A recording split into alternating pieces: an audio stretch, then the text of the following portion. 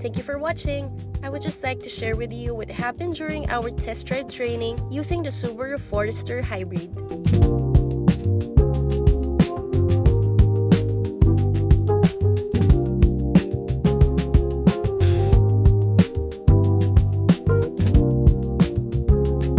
Nag-glide ako ma'am. Ayan ma'am, nakasigulong.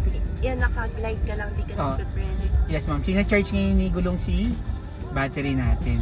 Okay. Ayan ma'am, full stop ako yan ma'am. Si battery naman pinapa-under niya si gulong. Ayan, kasi papabuelo na ta. Pag malakas ang birit ma'am, pinapa-under ni engine si gulong. Pag yung mali ng tapak na mali. Pag 30, no, gusto mo ma-full charge ma'am, pag you drive from per 1 kilometer at 35 kilometers to 30 to 35, it will charge ma'am. High voltage. So pag binabaklas ito, tinetesting doon sa loob sa labas, sinusukat mo na.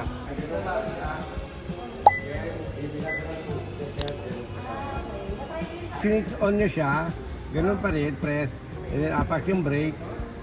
Pag press nyo, yan, hindi umandar yung makina, pero naka-ready na siya. Pag lumabas yung ready, pwede mo na siya patakbuhin. Yes. Okay. Paro ni battery, dumiretso kay gulong. Si battery ang nagpapaandar kay gulong. Pwede din si ma-engine, kung ganyan, si engine ang nagcha-charge ngayon kay battery. Sa EV mode naman, ito yung EV mode, hindi siya available kasi 10% yung battery natin. So paano mo pagaganahin yan? Above 30%. So pag above 30% yung battery mo, so EV mode lang, kilometers per hour and 1 kilometers lang yung pwede nito. Yung na matulin, mga 100 plus, pag bitaw mo ng acceleration, mapapansin mo yung gulong, ibinabalik niya yung charge doon sa battery. Sa battery. So, 50% lang yung battery. Hindi yan yung normal.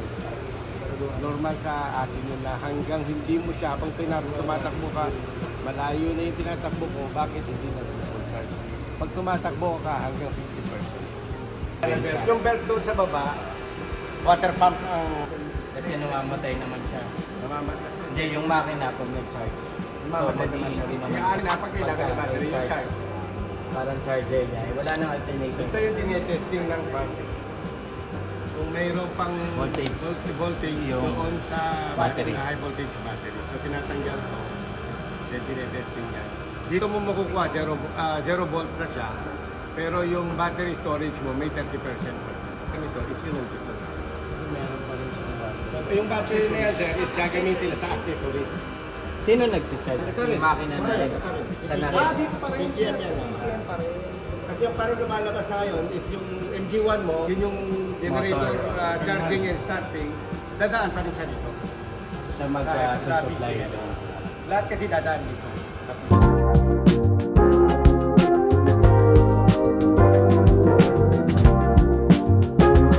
Oh, paahon tayo ma'am ha. You can see the power of this hybrid car.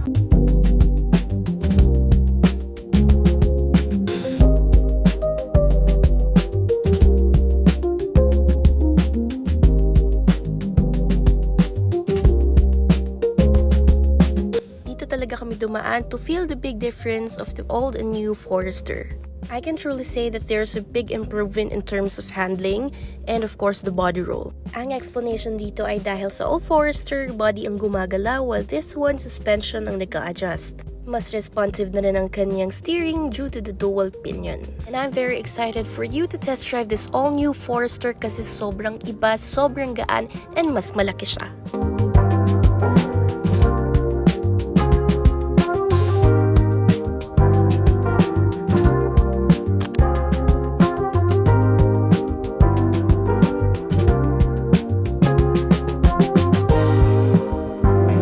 Kilometers. So yung After 90, after 90 is na engine na siya.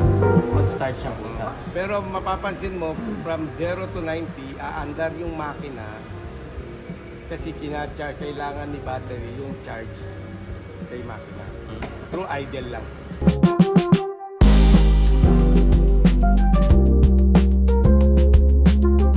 As you can see, we also brought in non-hybrid units such as the Outback and Old Forester. so we could compare and differentiate their performance.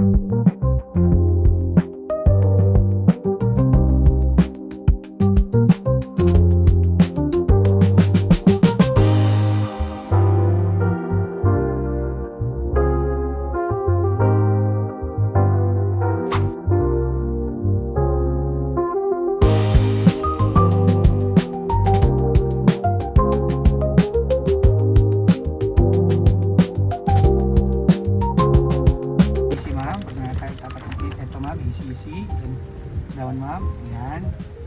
Tapos, okay, itong lanes entering. Yan ma'am, sige, pag nag-green na yun, ayan, bitaw na po ma'am, bitaw na.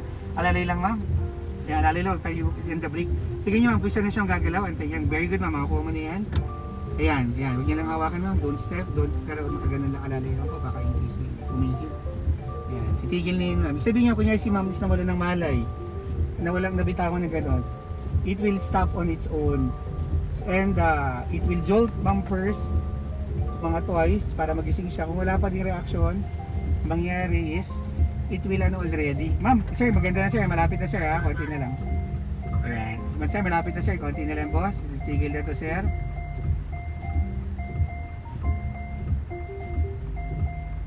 Okay, may corrugated. Ayan, very good. So nag-hazard na, tumigil na. Mag-a-unlock na yung door. Okay. Naka-unlock na kasi yun. Naka-unlock na kasi yung door. Oh. Kasi hindi yan kalak nila. Okay.